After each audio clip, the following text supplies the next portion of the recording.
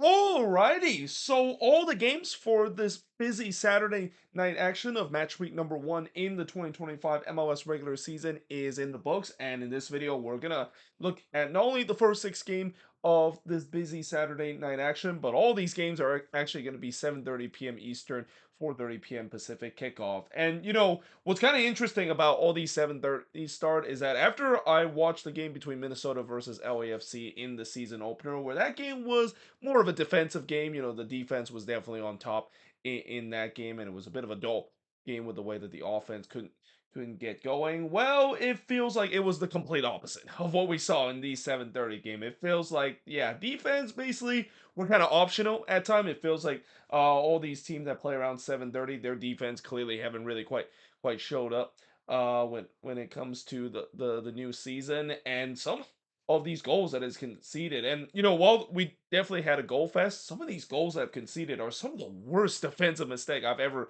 seen in this league. And I guess this might be a case in terms of match week number one, where we're gonna also see a matchup where either the attack doesn't get going because Russ is definitely there, or the fact that the defense is not going to be there and making some horror mistake, because it is the first game of the season. And it's always tough for players to try to get themselves back to competitive edge, and especially now that this is actually for real and that these games actually counted after about a month long preseason to prepare for this moment. But with that being said, let us look at the first game, which is Atlanta versus Montreal. And for the most part, I would say that out of all the high scoring games that happened in terms of the 7:30 start, this one was probably the one where most of the goals that were conceded were actually pretty good going. There maybe was that one goal that was conceded by Montreal, as I'll talk about in a bit, where that probably is just a bad defensive mistake. But for the most part, this was a very entertaining game, and one that it could have gone either way, with the way that the momentum was just swinging left and right into like a pendulum throughout this game. Now, early on in the first half, Siwas would deny Latte Laugh from close range as Atlanta was on the front foot. They were looking for the opener. Obviously, there's a lot of hype around the Five Stripes coming into this game with the return of Almiron and then the debut of Latte Laugh. And safe to say that he's definitely worth every penny and then some after this game, and could be an early candidate after this game of being a golden boot this season.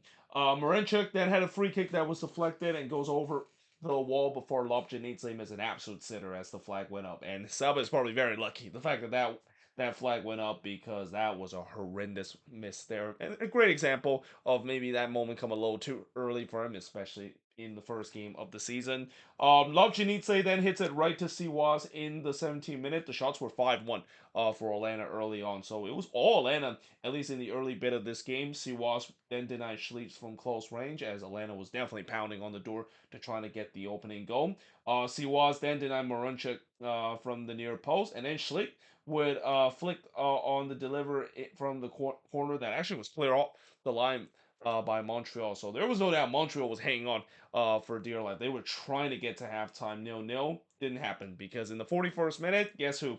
It's Latte Laugh, the first of what probably could be many goals that we've seen him score this season, as he scored from Lobjanidze to make it 1-0 in favor of Atlanta United. That also came from a set piece as well. I never knew that Latte Laugh can be very good as an aerial duo as well, because we know he's a very speedy kind of guy and definitely can plays the ball well. But if he has a very good aerial kind of threat, I mean that just kind of almost like a complete striker kind of system, and that is kind of the reason why they broke the bank in terms of bringing him into this team in the first place. Though in the third minute stoppage time, Marshall Ruddy did look to respond, but he missed wide there. But we do have time with Atlanta leading 1-0. That 1-0 lead would quickly disappear in the second half, because just 2 minutes into this game, Nathan Saliba would score from Owusu and Duke to make it 1-1 in this one. Where in the world was the marking for Atlanta in the back post? I mean, as well as the Atlanta attack was with this game, there's got to be concern if you're Ronnie Delia in terms of how your defense play in this one, especially in the second half, where they were giving so many chances for Montreal in this one, and this is an example of it. Just zero marking whatsoever there at the back post, and just like that, the game was all tied up at one apiece. Pierce did look for the lead for Montreal, but he puts that one wide before Guzan denied Campbell from close, and then Owusu would head it right to Guzan, and all of a sudden the momentum was with Montreal. Now it looked like they're the one that is looking to try to take the lead.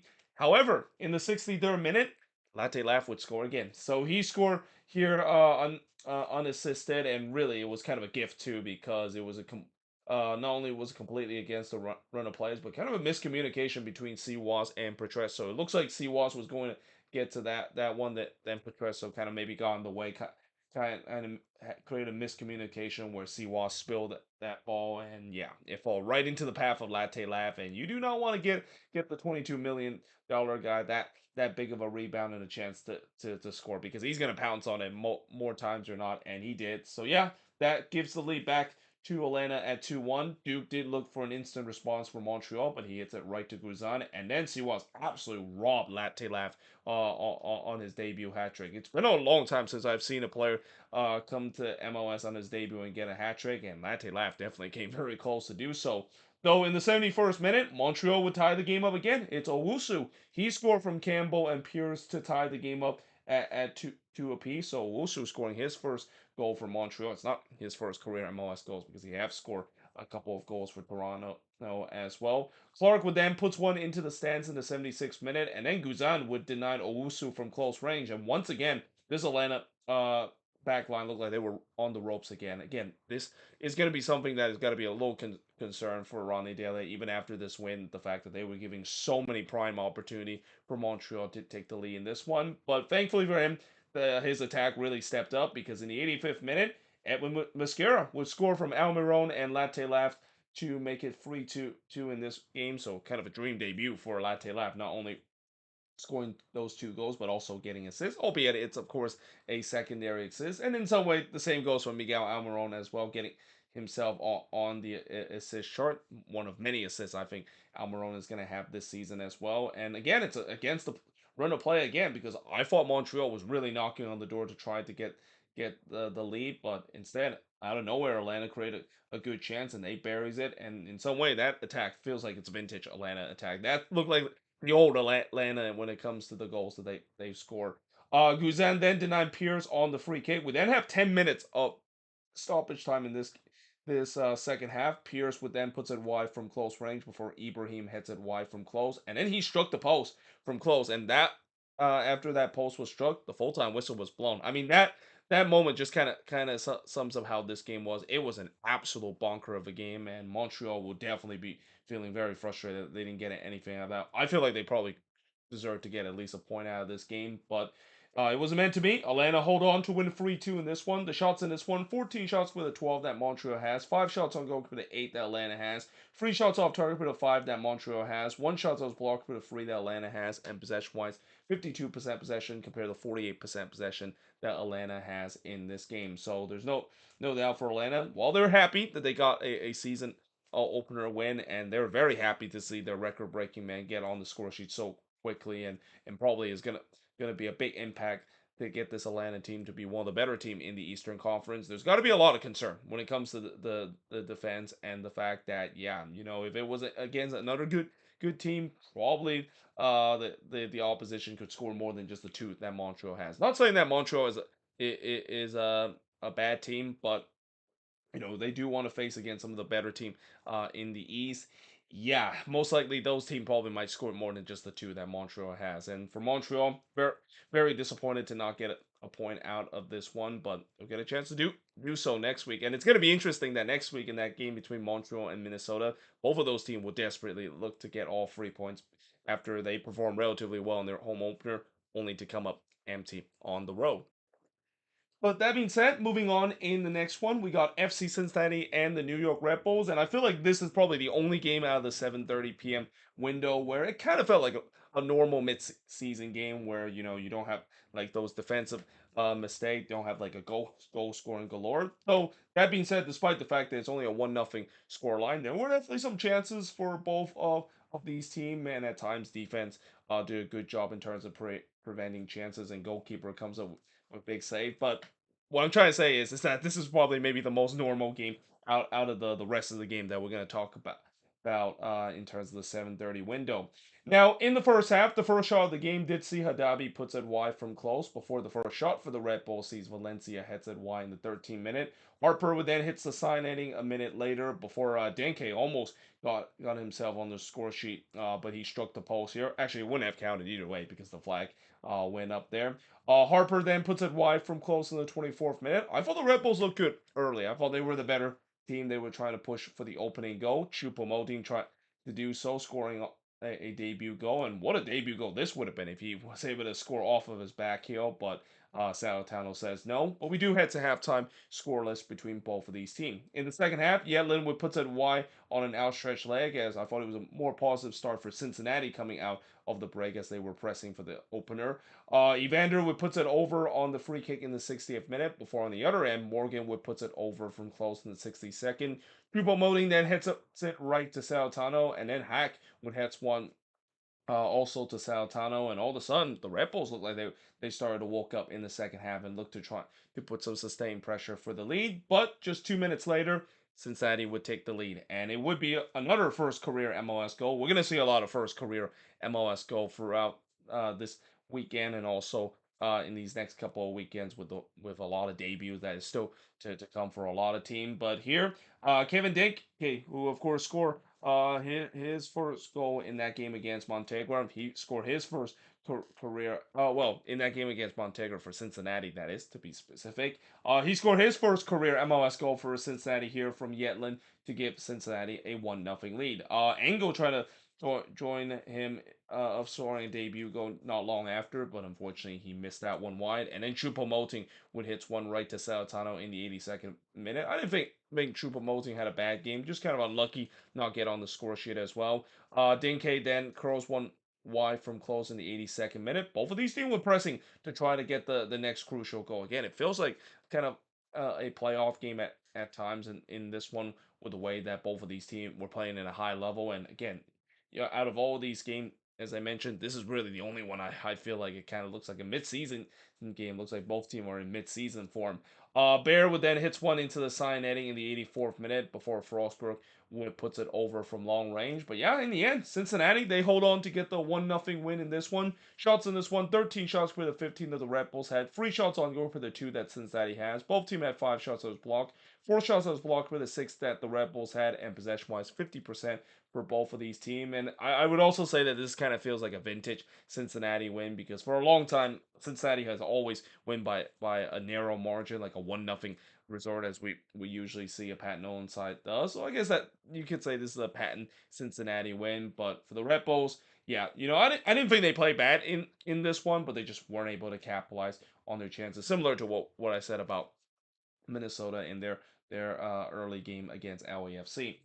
Now, moving on, in the next match is Columbus and the Chicago Fire, and oh boy, I'll tell you what, if Greg Berhalter is going to really transform the Chicago Fire team, he needs to start trying to not have these kind of moments still be part of the Chicago Fire team, because for a long time I've always mentioned that the Chicago Fire can have these very Chicago Fire-esque kind of road game where they could be the better team at time, and they put on good performance, and then they made some boneheaded play that cost them game after game. And here, not only they made some boneheaded play, but they made some certified Chicago Fire kind of moment that, again, Greg Berhalter is going to have a lot of work to do to try to flush that out of the system. It's going to be similar to what we saw with Pat Nolan, where for a long time Cincinnati had those very Cincinnati-like kind of moment of giving up goals that only Cincinnati team can concede. But over the years, Pat Nolan able to flush that out of the system.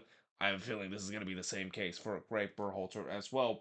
Though early on in the 13th minute, it actually started off well for Greg Berhalter team, because in the 13th minute, Gutierrez would score from Bamba and Gutman to make it 1-0 in favor of Chicago. And if there's one positive I would say about Chicago coming out of this game, their attack looked legit, and Jonathan Bamba definitely looked legit coming out of this game. By the way, that was also the game first shot as well, and Bamba himself trying to get on the score sheet for the first time in MLS, but he puts it wide from long range. And again, it was a positive start for Berhalter revamp Fire. And then as soon as I wrote that, they concede a goal. It's Russell Rowe that gets the tying goal for Columbus, and I even wrote so much for the good start for the Fire as they went back to their old self, just kind of hitting the self destruction fun of giving the ball away cheaply, and Russell Rowe was there to pounce on it, and just like that, the game was tied up at one apiece. But then, just 2 minutes later, we saw something that Chicago don't usually do often after giving up a boneheaded play, and that, of course, is retake the lead. Because in the 22nd minute, Gutierrez would score again from Bamba to make it 2-1 in favor of the Fire. And up to this point, you're thinking, wow, did Greg Berhalter really able to finally get this team playing from day one? And it looks like a revolution is about to start. Spoiler alert, that didn't happen because after Kuiper looked for a third goal, but he hits it right to Schulte. In the 38th minute, Columbus would tie the game up once again and cue the Benny Hill music theme in terms of this goal that the Chicago Fire concede. Like this goal that the Fire concede is just peak Chicago Fire moment, where it was a deflected shot, a weak deflected shot, nevertheless, and you're just thinking that, well, looks like Tiran is gonna clear this one easily, right? Well, no. Instead, he completely whiffs on it, and I think that kind of caught Brady's by surprise because I don't think he was expected to maybe even try to punch that one. He was expecting his center back to just clear it, didn't do so, and that one ends up into the back of net. Only the Chicago Fire can concede those kind of goals, and yeah, just like that, the game tied up at two apiece, and then right on the stroke of halftime, Columbus would take the lead. It's Diego Rossi. He scored for Morea to make it 3-2 in favor of Columbus. No marking whatsoever from Diego Rossi.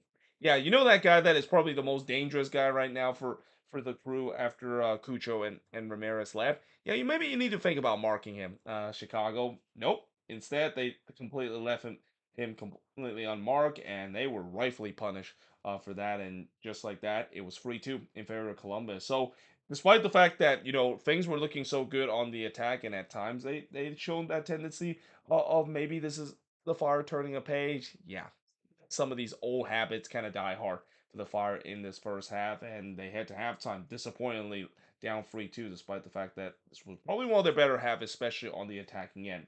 And in the second half, it doesn't get any better because in the 50th minute, Rossi would score again. This time he scored from Amundsen to make it 4-2 in favor of Columbus. Once again, the Fire hitting the self-destruction button. I mean, part of that, I will give the crew the credit. The fact that they did a really good job with the press. I think Wilfred Nancy hit all the right button when it comes to the press. But part of that is also just the Chicago Fire being the Chicago Fire, hitting the self-destruction button for the third time after a bad giveaway. And just like that, they found themselves down 4-2.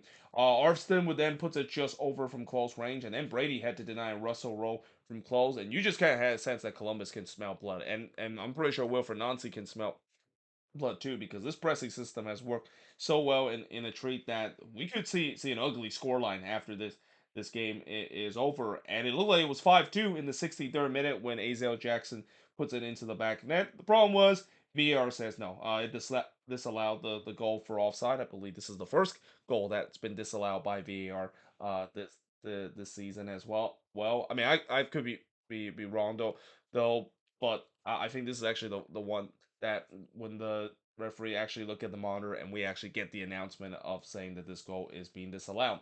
In the 78th minute, Barlow would hits it right to Schulte before Acosta would also hits it right to Schulte, but it was pretty much garbage time up to this point. As in the end, Columbus, it wasn't pretty, but they won 4-2 against the Chicago Fire, and the shots in this one, 15 shots compared to 13 that the Fire had, 6 shots on goal for the 4 that Columbus had, 2 shots off target for the 4 that the Chicago Fire has, 8 shots that was blocked for the 3 that the Fire has, and possession-wise, 62% possession compared to 38% possession that the Fire has in this game. And if there's a game where it's a textbook example of how to beat yourself in a game, the Chicago Fire basically just showing you that. And again, I'm thinking that eventually this will be fixed, and I know no, it's just after one game, and that I'm assuming the Fire will be better than this, especially on the defensive end. There's just no way in the world we're gonna continue to see this situation where the Fire can continue to beat themselves and create these very old habit kind of situation to lose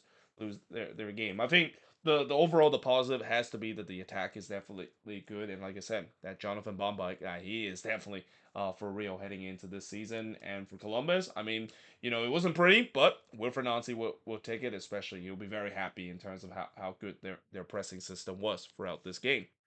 But moving on, in the next one is DC versus Toronto. So this is a game that I wasn't expecting that much, considering these are two teams that I predicted to finish near the bottom, if not the bottom of the Eastern Conference. That is, I predicted Toronto to finish last, and I predicted DC to finish 14th. And I think coming out of this game, despite the fact that at times was relatively entertaining to watch, I think we kind of saw that throughout this game is a reason why both of these teams probably is not going to do very well, and I think I might be able to get my prediction right, where both of these teams probably will not make the playoffs and probably finish near the bottom of the Eastern Conference by the end of this season.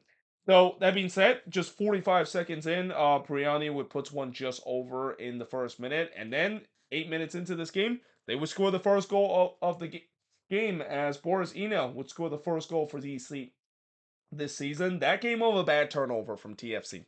I'm gonna get used to saying that a lot this season. This has been a problem for TFC for the last 2 years, and I have a feeling that problem is not gonna be fixed whatsoever. Because again, this is a deep rebuild that this TFC team has, and bad giveaway is always gonna happen with this team. Corberno then looked to respond, but he puts it over in the 14th minute before Johnson denied Herrera from close in the 17th minute. Again, it was a lively start for a game between two teams that I feel like was going to finish at the foot of the Eastern Conference table. Though there were, like I said, I can see why both of these teams were going to finish in the bottom of the standings, because there were some bad moments, especially on the defensive end for both of these teams. Benedeski then had a shot that hits right to Kim, but Kim Jong Un actually wasn't able to held this one on. It actually snuck under him and goes wide there. He is very lucky that didn't go in, because that would have been a nightmare debut for him. Though that being said, just a couple of minutes later, he did had a bit of a nightmare debut, because after Jonathan Osorio would tie the game up at one apiece, this was just a horrendous defensive moment from DC. First, from Kim, basically just missed the ball as he was trying to dive and punch that one away, and then to add the cherry on the top, Herrera had a chance to clear that one away, but he just cleared it right into the path of Osorio. So yeah, you can say maybe that's cue the Benny Hill music, and just kind of a common theme of what we've seen in the 7:30 p.m. kickoff, and even in some of the later window games where there was some really bad defensive mistake that you just think that this is kind of the reason we're seeing it, because these defensive players, they're trying to shake off the rust too, and are definitely trying their best to not create these kind of bad moments, and but still, of course, happen because they're not back to competitive sharpness.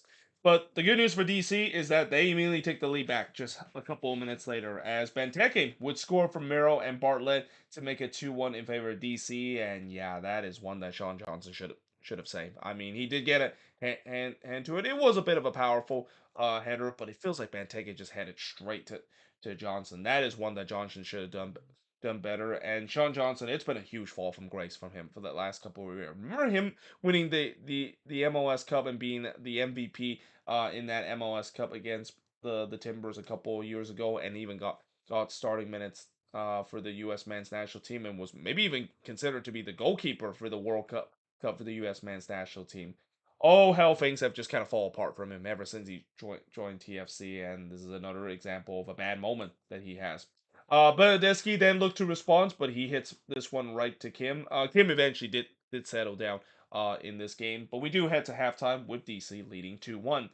In the second half, Kim would deny Flores from close before he denied Osorio from close not long after, as TFC was pressing hard early to try to get the equalizer, and they had a chance to do so in the 68th minute, as for the first time this season and up to this point, there was no penalty that was given until this moment. When a penalty was given to TFC after Larea was brought down by Cervania in the box. So the two former or the two TFC player that, or the former teammate that it is involved in this moment. And yeah, that gives the penalty for TFC and a chance for Benedeski to bury it, and he does. So he buries that one to tie the game up at two apiece. Corbono did look to try to get the lead for TFC, but he was denied by Kim in the near post. But there was no doubt the momentum was with TFC. They're looking to try to get their first lead off the night, though Benteke looked to change that, trying to give DC the lead for the third time tonight, but he puts it over from close range. But in the end, it ends in a 2-2 draw in this one. It was a very sloppy game at as well, and kind of the case with a lot of these games as well. We're going to talk about, but the shots in this one: 8 shots for the 11 that TFC had, 7 shots on goal for the 3 that DC had. Both teams had 3 shots off target, 2 shots on block for the 1 that TFC had, and possession-wise, 55% possession compared to the 45% possession that Toronto has in this game. With that being said, I am now going to switch board and look at the last two games and the last two 7:30 kickoff start to wrap up part one of this review of the opening action of the MLS season of match week number 1. So moving on into the next game, we got Inter Miami versus NYCFC, and this felt like a very Inter Miami game, wasn't it? In a game where it looked like this was on verge of a disastrous debut for Javier Marciano in his MLS debut, and somehow in some way he got bailed out late in this game with a late goal. But that being said, there's still got to be a lot of concern for Inter Miami coming out of this game, and I know usually I shouldn't be saying that word after one match week, but looking at this game, it kind of is very eerily similar to what we saw in the game against Atlanta, and that this is also another opponent that they have faced where it's hard to believe, but they still have only won once against NYCFC, and NYCFC still have a relatively good record, and actually a perfect record if I'm not mistaken. Well, actually not a perfect record, but an unbeaten record this season against Messi and friends with this Inter Miami team. Though early on, it definitely didn't look like that. It looked like it could have been an easy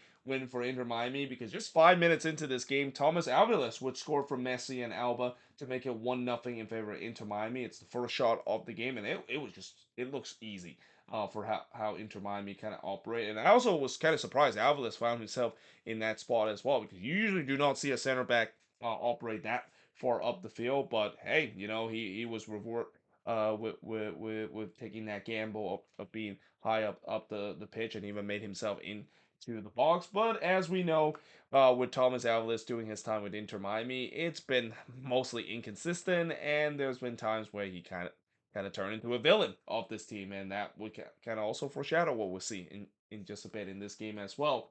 So in the 11th minute, this is a sad moment. Fafa Pico had to be subbed off due to an injury. Robert Taylor basically replaced him, and it's kind of sad to see when a player get injured literally in the first match week. I mean, you train all off season and even the preseason to try to get up to match fitness, and you suffer an injury in the first match week. Hopefully, it's not a serious injury. It didn't look like a serious injury at first, but let's just hope Fafa Pico is all right. But not a bad replacement of having Robert Taylor being in there. But there is no doubt that Miami had all the possession early on this one. The shots, though, was 2-0 through 20 minutes, but it was pretty easy for Inter Miami. And as I said, after that early lead, I thought this was going to they're just going to coast to an easy victory like they did before.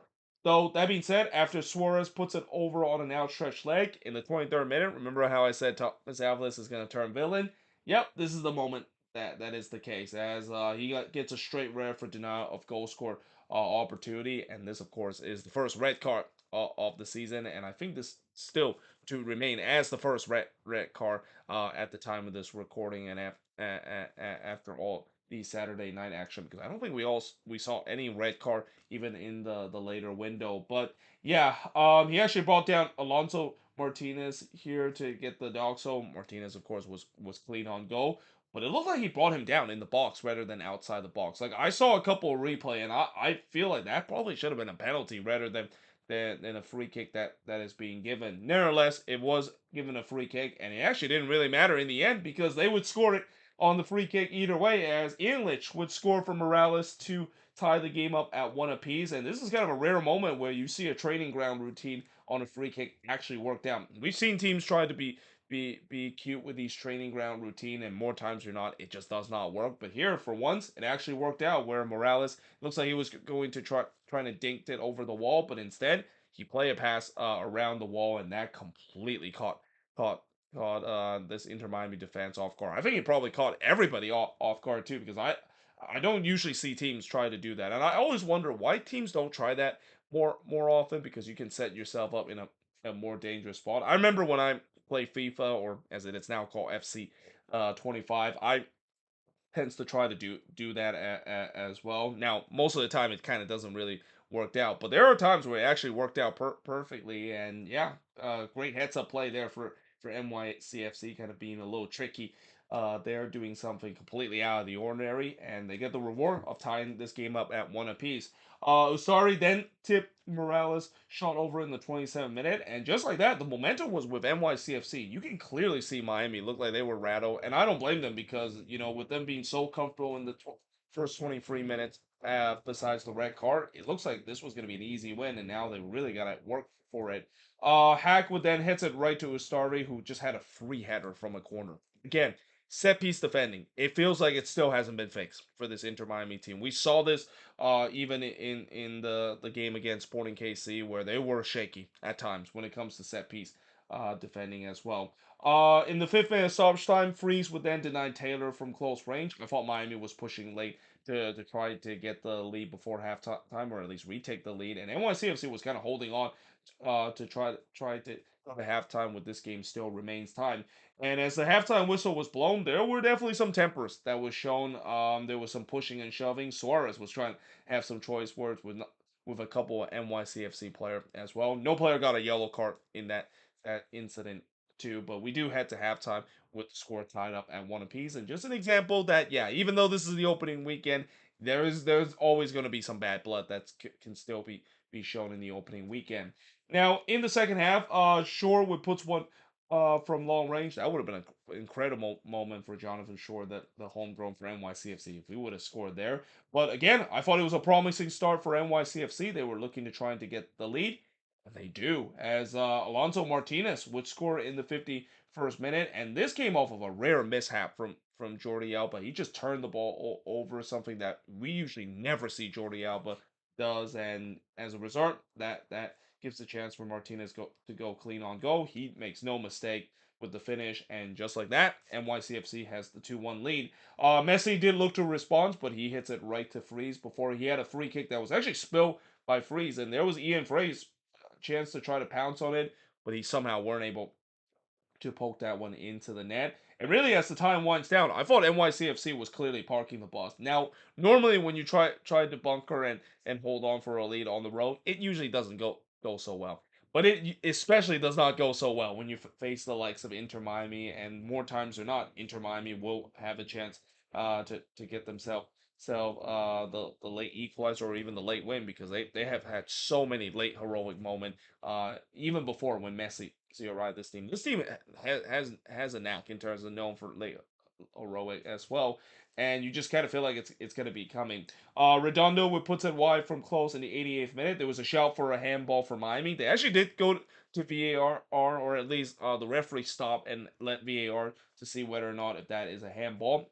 It wasn't given. I think it was the right call. I don't know which NYCFC player was guilty or at least potentially guilty of this, but it looked like the ball basically hit his thigh and then hit his hand. I've seen that happen so many times before, and I feel like that is very harsh to be call a handball. And the fact that it took a while for them to decide, I was kind of surprised that is the case, because I've seen that happen before, and nope, no penalty has been given because of that. Though, because of that long delay to look at VAR, that means we get tons of stoppage time. 11 minutes of stoppage time. In fact, this game pretty much was the longest game out of any game so far this season. It went like 14 plus minute. Fernandez would then puts it wide from close range in the second minute. Will that chance come back to haunt NYCFC? Because that was the chance for the dagger for NYCFC to get a big win. Because if you keep Inter Miami in the game even deep into stoppage time, you know they're gonna create a late heroic moment to salvage a resort. And guess what happened? In the 10th minute, they got a late equalizer to salvage the resort, and it's also a first career MLS goal too for Telesco Segovia, as he scored from Messi here to tie the game up at 2 apiece, and that would be the final score of this game. The shots in this one: 15 shots for the 8 that NYCFC had, 6 shots on goal for the 5 that NYCFC had. Both teams had 2 shots off target, 7 shots was blocked for the 1 that NYCFC had, and possession-wise, 58% possession compared to 42% possession that NYCFC has in this game. And like I said, for NYCFC, I know normally you'll be very satisfied going on the road, especially against Messi and friends on the road, and get a point out of this game. But yeah, you'll be left a little bit disappointed that you weren't able to hold on to get all 3 points. And again, for this Inter Miami team, well, they once again salvage a draw, and Messi once again create a moment of magic, setting up his teammate of a late equalizer. There's got to be a lot of concern. The fact that the defense of this team at times didn't look good whatsoever, and they still have these kind of moments at times where they make one silly mistake and it basically come back to haunt them in a big way. But at least in this game, it didn't happen. At least they didn't lose this one. I mean, imagine if they lost this game. I mean, every Inter Miami fans and even the fair weather fans are immediately going to call for Javier Mascherano heads, if that, of course, is the case. With that being said, moving on into the last game on this board is Orlando City versus the Philadelphia Union. And, as I mentioned before, normally I shouldn't say a team should be concerned when it comes to the resort, whether they win or lose after the first match day. But for Orlando City, it's kind of the same thing. There's got to be some concern after this game. The fact that, oh boy, is this another season we're going to get off to a slow start once again. And it didn't look like that, at least in the beginning. In the first half, Pasalic would put it wide from long range, and then just a couple of minutes later, he would get on the score sheet and score his first career MLS goal as he scored from Ojeda and Atuesta to give Orlando City a 1-0 lead. And you're thinking, well, looks like Orlando City is going to go and get an easy win against a Union team that is heading into this season in transition. However, just 16 minutes after Orlando took the lead, the Union equalized. It's Ty Baribo. He scored from Wagner to tie the game up at one apiece, and that just kind of shows you that after the cold stretch that Ty Baribo has, and maybe some question, well, maybe his goal scoring magic has finally disappeared. Nope. Instead, he picked up where he left all last season. But you can also thank Orlando City for this goal because there was a lot of ball watching defending from Orlando City. I would have never guessed it. I would say that Orlando City looked poor when it comes to defensively because last season, especially in the playoffs, this was one of the best defensive team in the league and even into the playoffs as well. But here, my goodness, their defense was absolutely atrocious, and there's an example of it. Pasalic did look to respond, but he was denied by Blake in the 36th minute, and then Blake would deny Ojeda from close range before Atuesta puts it wide from close. As Orlando started getting back control of this game, they were looking to try to get the lead again, but we do head to halftime with the score tied up at one apiece. It did not stay tied for long though, because in the second half, just 3 minutes into the second half, Daniel Gastak would score from Sullivan and Wagner to give the Union the lead back, and they would extend the lead not long after as Mikael Urun would score to make it 3-1 in this one, and it was an absolute gift too. Again, another example of defensive mishap that is a big theme in terms of these 7:30 kickoff and this opening weekend, where Schlegel just completely miscontrolled this back pass and it gave them right into the path of Mikael Uru. In fact, you know that this is so badly defended that even Galese wasn't really set when that back pass was taken. And as soon as Uru got the ball, he knows that since Galese wasn't set, he just pretty much hammer into the empty net. I mean, that is just horrendous defense thing, and just another goal that just an example of just so many defensive breakdown that we've seen throughout this match week that we probably will still see it as the season goes along, but probably should maybe something that won't be happening on a regular basis, or at least happening so many times in this opening weekend. But at the same time, again, just a nightmare start for Orlando in the second half. They clearly had not shown up in the second half. Ojeda then looked to try to get one back, but was denied by Blake, and then Post would deny Freeman in the back post in the 62nd minute before Muriel would put it over from close. As Orlando finally seems like they woke up after being down 3-1 in this one. They were looking to try to get one back, but instead it was 4-1 in favor of the Union just 2 minutes after I wrote that because Ty Baribo would get on the score sheet again. He scored from Westfield here to make it 4-1 in favor of the Union. Blake would then deny Angulo in the near post, and then he denied Muriel again from close range in the 68th minute. And I even wrote, well, everyone seems like they're in early season form, and especially the defense seems like they're still in holiday season form.